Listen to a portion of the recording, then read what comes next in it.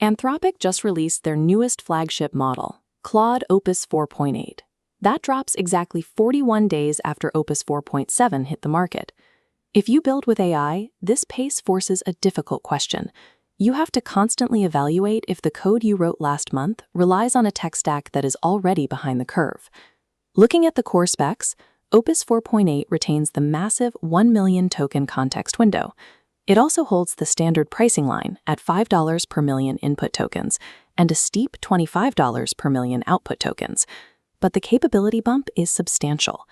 On Bench Pro, which uses real, maintained repositories to test agentic coding without public data leakage, Opus 4.8 hit 69.2%.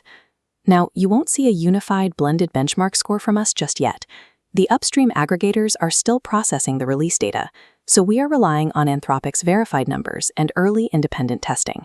The numbers confirm Opus 4.8 is a highly capable coder. But you are still paying $25 per million output tokens to access it. You have to decide if that high-end performance on complex tasks justifies the cost, or if your everyday budget requires a leaner approach. Opus 4.8 focuses its core strength on maintaining absolute structural integrity during multi-hour, highly complex, long-horizon agentic coding tasks. When you run an agentic loop over a massive codebase, models inevitably experience context compactions.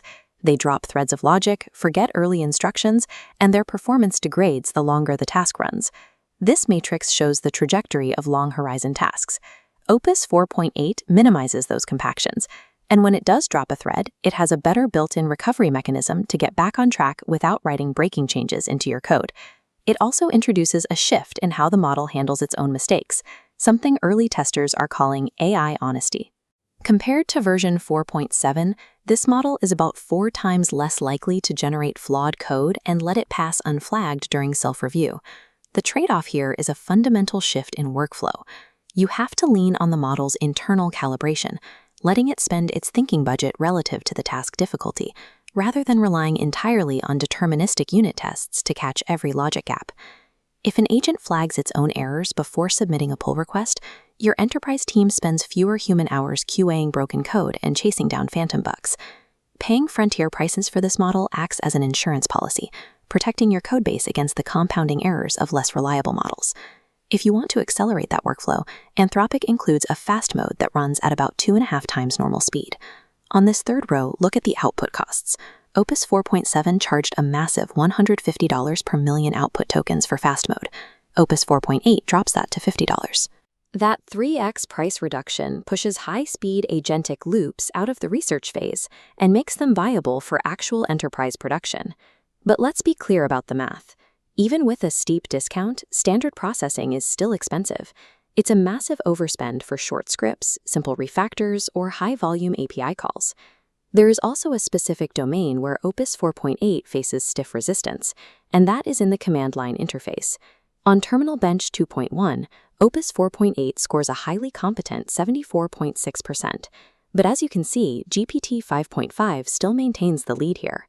In a dedicated command line environment, GPT 5.5 executes terminal commands and reads system states more effectively.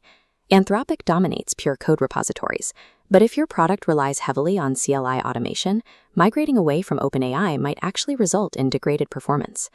Let's map these specs to a practical decision framework so you know exactly which model handles your specific workload. The first switch in the logic is task duration and complexity. We divide this into short, simple tasks and multi-hour agentic workflows. If your tasks are short and simple, the next variable is your volume and budget constraint. High-volume, cost-sensitive prompting gets routed directly to Claude Haiku.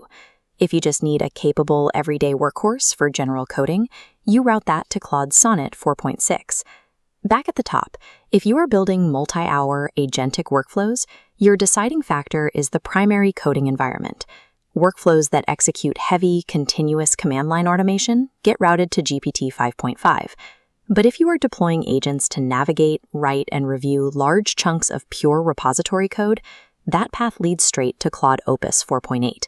This is a highly targeted upgrade for specialists, rather than a mandatory universal replacement. The ideal user is an enterprise team that needs a self-checking AI collaborator, where the correctness of a massive pull request matters far more than the final API cost. Opus 4.8 is the best tool available right now for serious agentic work, but for 80